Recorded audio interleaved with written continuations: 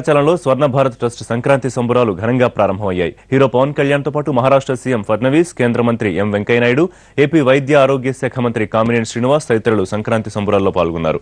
ఈ కార్యక్రమానికి పవన్ కళ్యాణ్ అభిమానులు భారీగా తరలివచ్చారు. ఈ సందర్భంగా చిన్నారులు చేసిన నృత్యాలు ఆకట్టుకున్నాయి.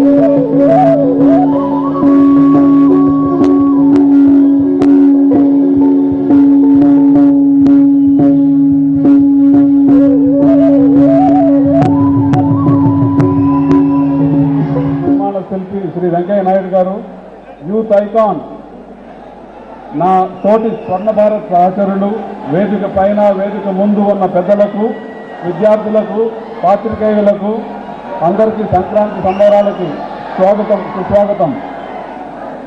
సంక్రాంతి వస్తుందనగానే స్వర్ణ భారత్లో కొత్త ఉత్సాహం ఆనందం కనబడతాయి.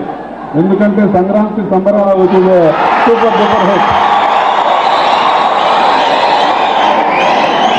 and observed the activities and interacted with the students. All these students are from poor families who depend on their daily wages.